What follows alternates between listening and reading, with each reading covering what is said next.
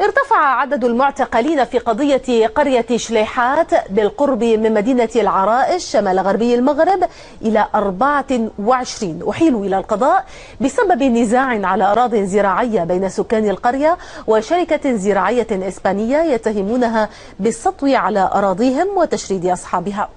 وكان نحو 290 من رجال الأمن وعشرات من سكان القرية قد أصيبوا في المواجهات بعدما قامت الشركة بإحضار جرارات إلى الأرض المتنازع عليها مدعومة بقوات التدخل السريع والدرك والقوات المساعدة لزراعتها بالأرز، لكن سكان المنطقة تدخلوا لمنعها فتصدت لهم قوات الأمن بالهراوات والقنابل المسيلة للدموع. معنا من مدينة العرائش شمالي المغرب أسماء البغدادي عضو الجمعية المغربية لحقوق الإنسان. سيدة أسماء، أولا إلى أين وصلت تطورات هذا النزاع؟ إلى حد اليوم مساء الخير. إلى حد اليوم كانت هناك قافلة تضامنية بين الإطارات المدنية والسياسية بالإقليم العرائش القصر الكبير والمدينة، وكان الهدف هو رفع الحصار الذي هو على قرية شليحات، وبالتالي فعلا كانت مسيرة قافلة تضامنية من أجل هذا الهدف، وفي الحضور ديال الإطارات المدنية والسياسية والحقوقية في عين المكان كانت استجابة ديال الساكنه ديال الدوار، بالتالي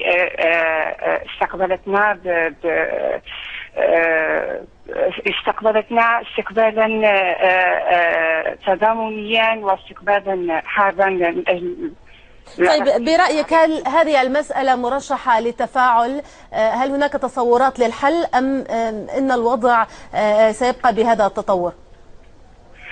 الحل هو تحقيق المطالب ديال ساكنات دوار شليحات وسحيسات، وهي مطالب بسيطه تتجلى في توفير فرص العمل لشبابها والقضاء على الاضرار جحافل البعوض التي تمس الساكنه، وخاصه في صفوف الاطفال والماشيه التي هي مصدر رزق للسكان. اذا المطالب بسيطه، وبالتالي على الجهات الرسميه ان تتدخل من اجل تحقيق مطالب البسيطة ومشروعة للسكان. يعني المسألة لا تتعلق بنزاع على ملكية هذه الأراضي التي تستثمرها الشركة الإسبانية؟